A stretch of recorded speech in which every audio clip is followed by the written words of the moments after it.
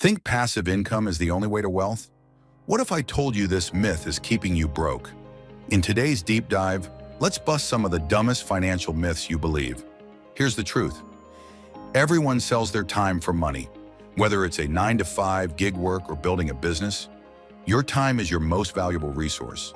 The key isn't escaping the time for money trap, it's making your time more valuable. Many wealthy people started with high-paying jobs or by developing rare, marketable skills. Stop obsessing over passive income and start focusing on skills that skyrocket your earning potential. Want to build real wealth? Let's start our deep dive. The next 30 minutes will be a life changer for you. Hey everyone, and welcome back for another deep dive. Today we're going to be looking at some of those really persistent financial myths. The ones that just make you want to bang your head against the wall. Yeah, they're everywhere online. Yeah, they're everywhere and they're so frustrating. I mean, it's like everyone's an expert all of a sudden, right? Mm-hmm. But some of this advice is just so out there. Yeah.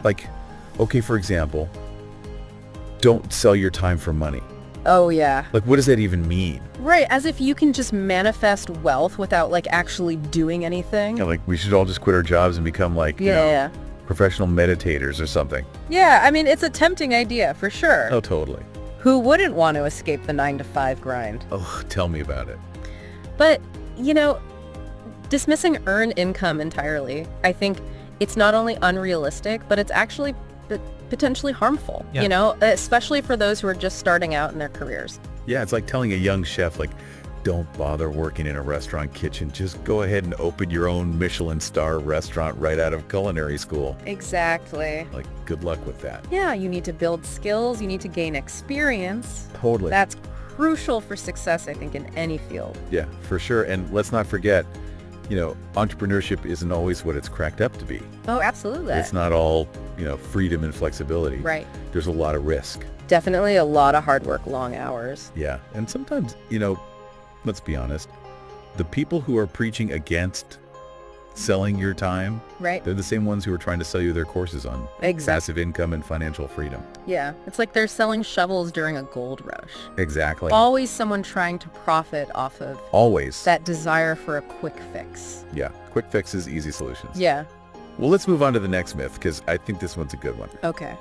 Productivity hacks will transform your life. I mean, come on. You've got to optimize every minute of the day. Yeah, it's we're all supposed to be these hyper-efficient robots, churning out tasks and crushing to-do lists, and I don't know. And if you're not, you're failing. Yeah, and it's exhausting. It is. It really is. And it's not even that effective. No, it's not. And, it's this toxic productivity culture, I think. Totally. It's so damaging. For our mental health. Yeah, to your well-being. Yeah, I have a friend who's obsessed with Oh, I know someone like that too. productivity apps and morning routines and all that stuff. Yeah. And, they're always trying to squeeze in more. Yeah. But they're also constantly stressed out. Mm-hmm. They're sleep deprived. Right. They're not fun to be around. No, and it's they're not actually getting anything done. Yeah, exactly. It's a classic example of how overemphasizing productivity can actually backfire. Yeah, you're trying to run a marathon at a sprint pace. Yeah, and you just burn out. Yeah, and you get injured. Yeah, for sure. And it's not even just about avoiding burnout.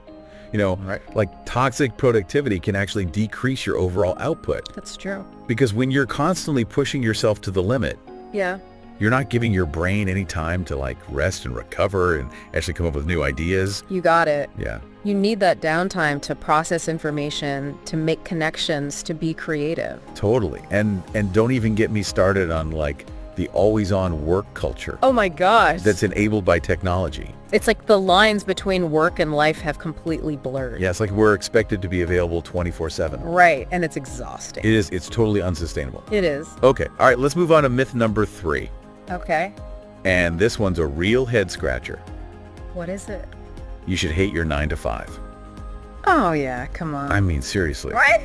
As if having a stable job is a badge of shame or something. Some sort of failure. Yeah, we're all supposed to be entrepreneurs or freelancers or something.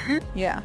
But a lot of people actually like their jobs. They do. And there's nothing wrong with that. No, there isn't. I mean, a 9-to-5 can provide stability. Benefits. Benefits. The sense of purpose. Yeah, and let's not forget, the 40-hour work week. Right. That was a hard-won achievement of the labor movement. It was. It wasn't some evil plot to crush our souls. Yeah. So if you have a job that you enjoy, Yeah. that provides for your needs. That allows you That allows you to have a life outside of work. Yeah. Then more power to you. Absolutely. Don't let anyone make you feel bad about it. Yeah. But of course, there are downsides to some modern work environments. Okay. You've got long hours, Demanding bosses. lack of flexibility. Yeah. But those are issues that can be addressed, They can be through advocacy. through systemic change. Yeah, not by demonizing the concept of a 9-to-5 altogether. Exactly. So if you're truly miserable in your job, Yeah. then maybe it's time to explore other options. Yeah. But don't just buy into the anti-9-to-5 narrative Right. without honestly assessing your own situation. You got it. Yeah. Ask yourself, am I actually unhappy, or am I just letting those external influences kind of dictate my feelings about my career? Exactly. Sometimes a shift in perspective can make all the difference. Yeah, totally. Or a few strategic tweaks. Yeah, for sure. All right. Well, I think we're going to wrap up this part of our deep dive right here. Okay. But be sure to come back for part 2, where we'll be tackling even more financial myths. That's right. All right. See you then. See you later. Welcome back to our deep dive on debunking financial myths. All right. So let's dive right back in. Where do we go next? Okay, so you know how everyone says that you need to be a financial genius to manage your money effectively? Yeah, I've definitely heard that one. It's like this myth that investing is just too complicated for regular people. Right. We should all just hand over our hard-earned cash to some financial guru and hope for the best. Yeah, basically, but the truth is managing your finances doesn't have to be rocket science. I agree. I think a lot of people just get intimidated by all the jargon and the technical terms. Oh, it can feel overwhelming. Yeah, it's like they're speaking a different language. Right, but really it's just about breaking down those concepts into manageable chunks. Yeah, and finding a system that works for you. Exactly, and don't be afraid to ask questions. Oh yeah, for sure. There are so many resources available these days. Yeah. Financial advisors, coaches, educators. Totally. People who can explain things in plain English and help you develop a personalized plan. Yeah, I think it's kind of like learning to cook. Okay. You don't need to be a master chef to whip up a delicious meal. That's a good point. You can start with simple recipes. Yeah. Gradually expand your skills. Right. And eventually you'll be able to create your own culinary masterpieces. I like that analogy. Yeah. So it's the same with personal finance. Totally. You can start with the basics, budgeting, saving, investing, and you just build your knowledge and confidence over time. Exactly. You don't have to be an expert overnight. Right. Okay. So we've kind of debunked the myth that you need to be a financial genius to manage your money. Yeah. But what about the opposite of that? Okay. Like the myth that you're just bad with money and you should just give up trying altogether. Oh yeah, the I'm so bad with money myth. Yeah, it's like we're supposed to believe that we're just inherently flawed when it comes to finances. Right, like it's in our DNA. Yeah, and that every decision we make is just doomed to be a disaster. Like we're cursed or something. Yeah, it's kind of like that feeling of getting your report card back in school and seeing a big fat F in math. Ugh, I remember those days. Yeah, it can be really demoralizing. It can. Especially when you're surrounded by all these messages that are telling you you're doing everything wrong. Right, but the truth is everyone makes financial mistakes. Oh yeah, for sure. It's part of the learning process. Yeah. I mean, nobody's perfect. Right. The key is to learn from those mistakes, adjust your strategies, and move forward. Yeah, don't let those past financial missteps define your future. Exactly. I think it's important to remember that financial well-being is a journey. It is. It's not a destination. Right. There are going to be ups and downs, There will be. successes and setbacks along the way. Yeah. And beating yourself up over past mistakes won't help you achieve your goals. Exactly. So instead, focus on what you can learn from those experiences Yeah. and how you can apply those lessons to make better decisions going forward. You got it. It's about progress, not perfection. Absolutely. We're all works in progress. We are. And that includes our financial lives. Yeah. So give yourself some grace. For sure. Celebrate your wins. Yeah. And don't be afraid to ask for help when you need it. Yeah, that's great advice. Okay, so we've tackled the I'm bad with money myth. We have. But let's move on to another big one that I hear a lot online. Okay, what is it? That you should hate your 9-to-5 job. Oh yeah, that one. And that escaping the corporate grind is the only path to true happiness and fulfillment. The rat race narrative. Yeah, exactly. It's everywhere these days. It is. It's like, quit your soul-crushing job. Become your own boss. Escape the cubicle prison. Yeah. I mean, it's a tempting message for sure. It is. It really is. Yeah, I mean, nobody wants to feel trapped or stuck in a job they hate. Right. But the idea that all 9-to-5 jobs are inherently bad, Yeah. it's just not true. No. I mean, for a lot of people, a traditional job provides stability, benefits, a sense the of community of colleagues. Yeah. And let's not forget, the 40-hour work weeks, that was a hard-won achievement of the labor movement. It was. It wasn't some evil plot to crush our souls. Yeah. So, if you have a job that you enjoy, that provides for your needs, that allows you to have a life outside of work, Yes. then more power to you. Absolutely. Don't let anyone make you feel bad about it. Right. But of course, there are downsides to some modern work environments. Of course. Long hours, demanding bosses, lack of flexibility. Yeah, those are real issues. Yeah, they are. But those are issues that can be addressed, Right. Through advocacy, through systemic change. Exactly. Not by just demonizing the concept of a 9-to-5 altogether. Right? So, if you are unhappy in your current job, Yeah, there are other options besides just quitting and becoming an entrepreneur. there are. You could explore different roles within your company. Yeah. Look for opportunities in other industries. You can go back to school, acquire new skills. Totally. It's about finding that balance between work and life. It is. Setting boundaries. Mhm. Advocating for your own well-being. Yeah. And, there's no shame in finding fulfillment and satisfaction in a traditional job. Absolutely. If you have a job that you enjoy, that provides for your needs, that allows you to live a balanced life, you're doing great. Exactly. Don't let anyone tell you otherwise. You got it. Okay, so we've debunked the myth that you should hate your 9-to-5. But what about the flip side of that coin? Okay. This glorification of side hustles as the ultimate path to freedom and financial abundance. Oh, the hustle culture phenomenon. Yeah, exactly. Everywhere you look these days. It's like side hustles, multiple streams of income, passive income, work until you drop. Right. It's a very seductive message. It is. But it can also be incredibly dangerous. Very dangerous. Yeah, it's everyone's supposed to be juggling multiple gigs. Yeah.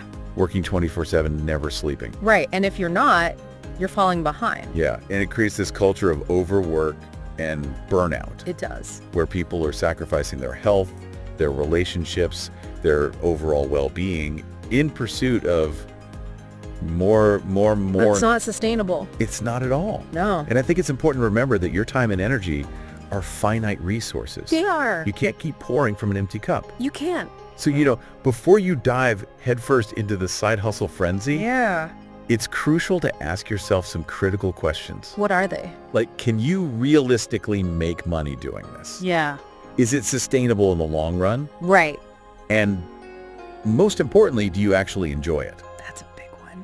Yeah, because honestly, who wants to spend their weekends driving strangers around for peanuts? Or battling eBay customer service nightmares. Exactly. When you could be relaxing, spending time with loved ones, pursuing your actual passions. Right. Your time is precious. It is. Make sure you're investing it wisely. Yeah. And then that your side hustle is truly a passion or a means to an end that aligns with your goals. Totally. Not just another source of stress and burnout. No, not at all.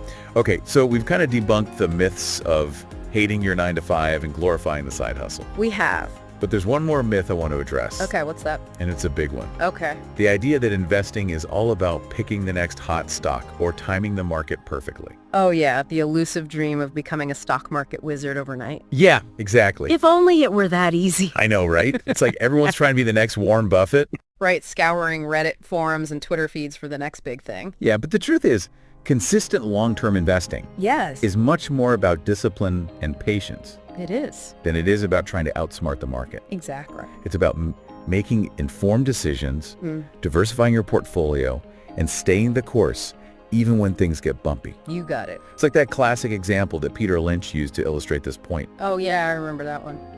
Mr. Lucky, Mr. Unfortunate, and Mr. Consistent. Right. So Mr. Lucky somehow manages to invest at the very bottom of the market every single year. Yeah. Mr. Unfortunate does the opposite, always buying at the peak. Of course. And then there's Mr. Consistent, who just invests a set amount regularly, right. regardless of market fluctuations. And guess what? What? In the long run, Mr. Consistent often comes out ahead. Yeah, it's crazy, right? It is. It just shows how our emotional reactions to those short-term market swings can really sabotage our long-term financial goals. They can. It's mind-blowing. It really highlights how our brains are often wired to avoid risk, Right. even when it means missing out on potential rewards. Yeah, we see a dip in the market and we panic sell. Yeah, even though historically the market has always recovered. Always. It's like our primal fight or flight response kicking in. It is. But when it comes to investing, a little bit of patience and a long-term perspective can go a long way. Absolutely. So what's the takeaway here? Well, I don't think we should just be throwing darts at a stock board. Right. But you don't need to be a financial whiz to invest successfully. Agreed. It's still important to do your research, understand your risk tolerance, diversify your portfolio. Yeah, for sure. There are plenty of resources available. Yeah, Books, articles, online courses, financial advisors totally. to help you develop a sound investment strategy that aligns with your goals. Okay, so maybe just resist the urge to check your investments every 5 minutes. Definitely. Right. Remember, investing is a marathon, not a sprint. It is, okay, so we've covered a lot of ground in this part of our deep dive. We have. We've debunked the myth of needing to be a financial expert. Yeah. The myth that you're constantly making financial mistakes. Right. Hating your 9 to 5, glorifying the side hustle, and trying to time the stock market. It's been a lot. It has been. So what else we got for us? Well, we've talked a lot about external pressures and misleading advice. Yeah. But I think it's important to acknowledge the internal factors that can sabotage our financial well-being. Okay, what do you mean? I'm talking about our own thoughts, beliefs, and behaviors around money. Oh, Our money mindset, if you will. yeah, that makes sense. Sometimes the biggest obstacles to our financial success are the ones that we create for ourselves. Interesting. So what are some of these money mindset traps that we should be aware of? Well, one of the most common is the scarcity mindset. Okay, This is the belief that there's never enough money to go around, I've definitely heard that one. that you're constantly struggling, and you'll always be one step away from financial ruin. Yeah, I can see how that would be a self-fulfilling prophecy. It is. If you believe you'll never have enough money, you're probably not going to make choices that support financial abundance. Right. The scarcity mindset can lead to behaviors like hoarding money, being afraid to spend, constantly worrying about your finances. Yeah, that makes sense. Yeah. So how do we combat that scarcity mindset? Well, it starts with awareness. Okay. Recognize when those scarcity thoughts are popping up and challenge them. Yeah. Remind yourself that abundance is possible and that you are capable of creating a life of financial security and prosperity. Yeah, I think that's a really important reminder for all of us. It is. It's easy to get caught up in the fear and negativity. Right. Especially when we're bombarded with messages about economic uncertainty and financial doom and gloom. Exactly. So we need to actively cultivate a more positive and abundant mindset. Yes, we do. Okay, so we've talked about the scarcity mindset. Yeah. What other money mindset traps should we be on the lookout for? Well, another common one is the belief that money is evil or dirty. Oh yeah, I've heard that one too. This often stems from childhood messages or cultural beliefs that associate wealth with greed, corruption, or even moral failing. Right, money is the root of all evil. Yeah, but that's actually a misquote. It is. The actual quote is, "The love of money is the root of all evil." Oh, okay, so it's not money itself that's bad. No. It's our attachment to it. Exactly, and how we use it. Yeah, money is just a tool. It is a neutral tool. Right, can be used for good or bad depending on the intentions of the person wielding it. Exactly. So if we believe that money is bad, we might subconsciously sabotage our own financial success. We might. Yeah, we might feel guilty about earning money, be afraid to ask for what we're worth, or even avoid opportunities to build wealth. That's right. So it's important to examine our beliefs about money It is. and make sure that they're not holding us back Yes, they are. from achieving our financial goals. Exactly. Okay, so we've got the scarcity mindset and the belief that money is evil. Yeah. Any other money mindset traps we should be aware of? Yeah, another common one is the fear of failure.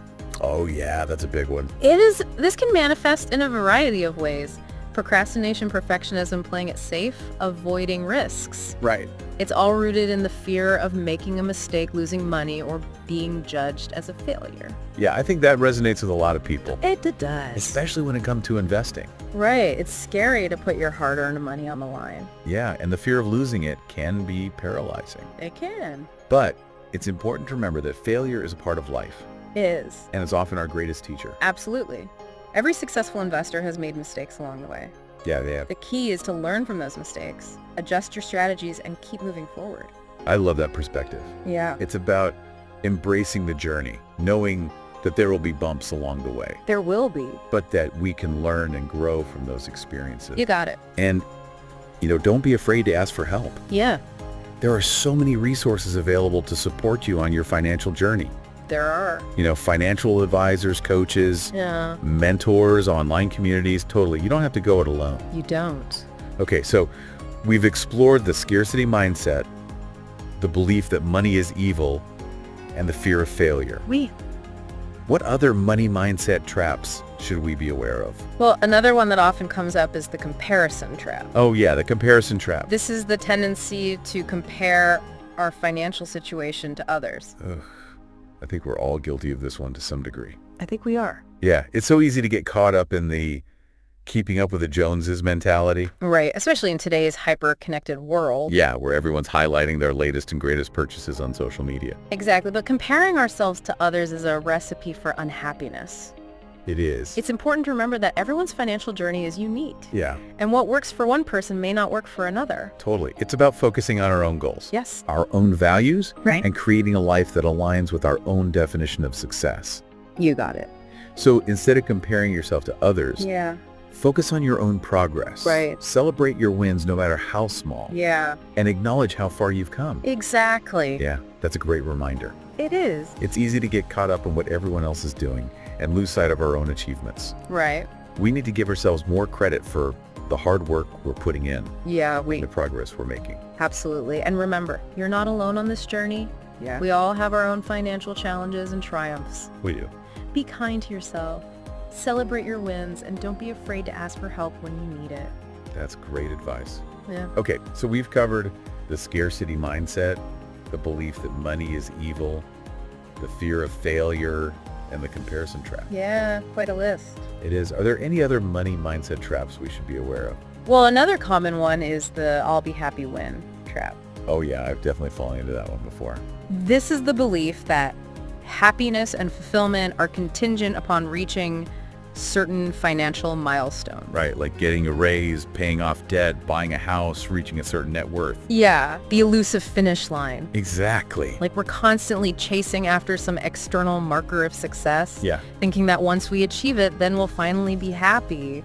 But the truth is, happiness is an inside job. It is. It's not something we find outside of ourselves. Right. It's something we cultivate within. Yes, and if we're constantly delaying our happiness until we achieve some arbitrary financial goal, we're missing out on the joy of the present moment. I love that it's about appreciating what we have now Yes. while still working towards our goals and aspirations. Exactly. And remember, true wealth is about more than just money. Right. It's about having fulfilling relationships, good health, meaningful work, and a sense of purpose. Well said. Oh, Okay, so before we wrap up this part of our deep dive, well. let's just recap the money mindset traps that we've discussed. Okay, so we've got the scarcity mindset. Yeah. The belief that money is evil.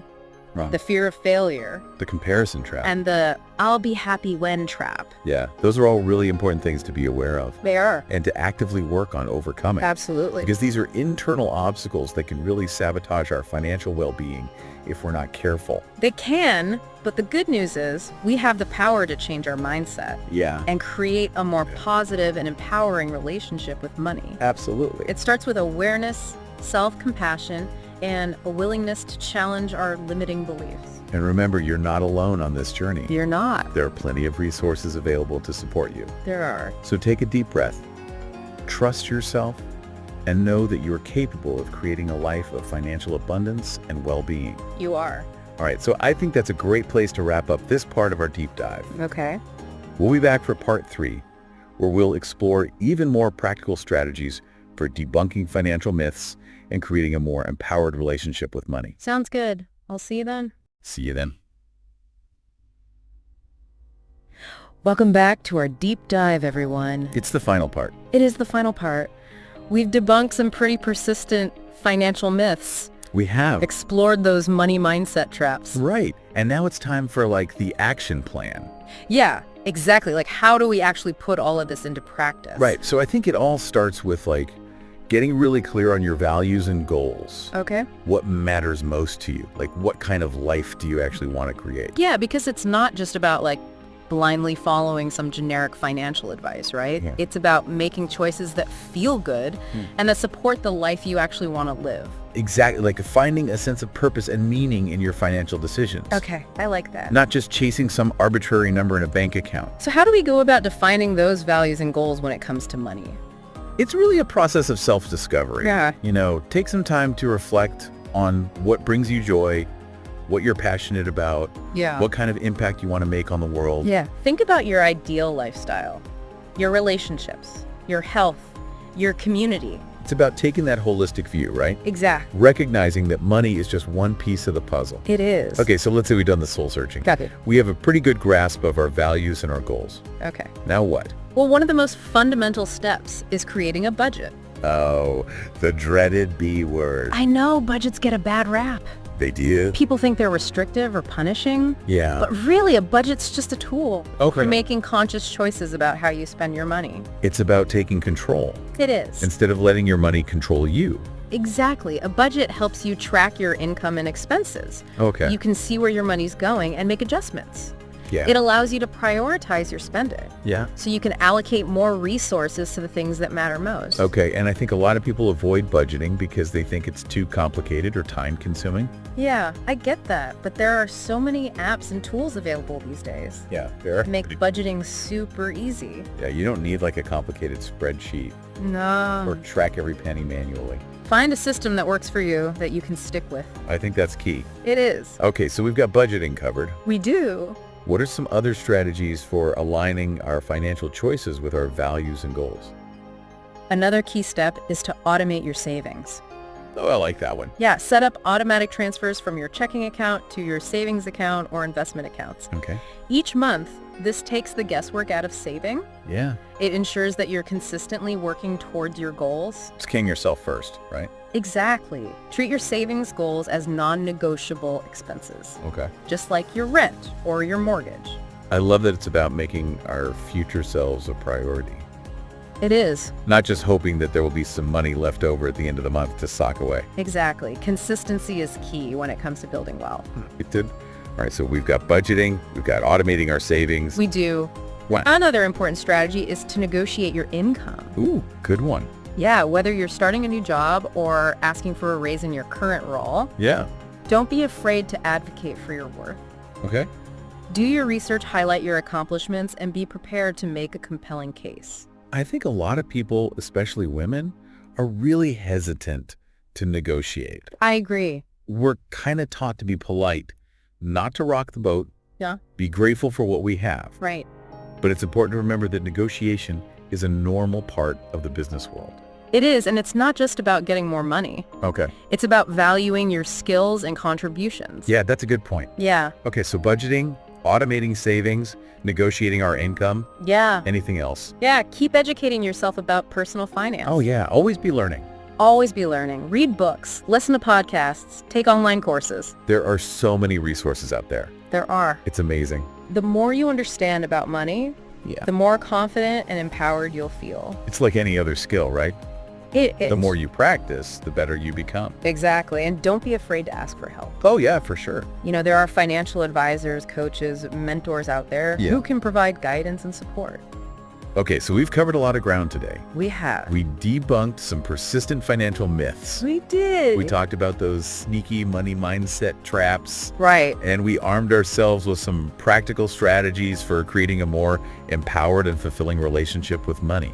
I think so. What are some of the key takeaways that you'd like our listeners to remember? Well, first and foremost, remember that you are in control of your financial journey. Yes. Don't let external pressures or limiting beliefs dictate your choices. Yeah. Define your values, set your goals, and create a plan that aligns with your aspirations. And don't be afraid to challenge the status quo. Question those financial myths. Break free from those money mindset traps and create a relationship with money that supports your well-being Yes. and allows you to live a life of purpose and abundance. You got it. Money is a tool, not a master. That's right. Use it wisely, use it well, and use it to create a life that you love. I love that. Well, that's a wrap for this episode of The Deep Dive. It is. Thanks for joining us on this journey into the world of personal finance. My pleasure. We hope you found it informative and empowering. And maybe even a little bit entertaining. A little bit entertaining, yeah. And until next time, keep learning, keep growing. And keep creating the financial future you desire. Yes. And remember, you've got this. That's a wrap for today. Don't forget to like, subscribe, and hit that notification bell for more tips on mastering your finances. And always remember, I want you to make better financial decisions.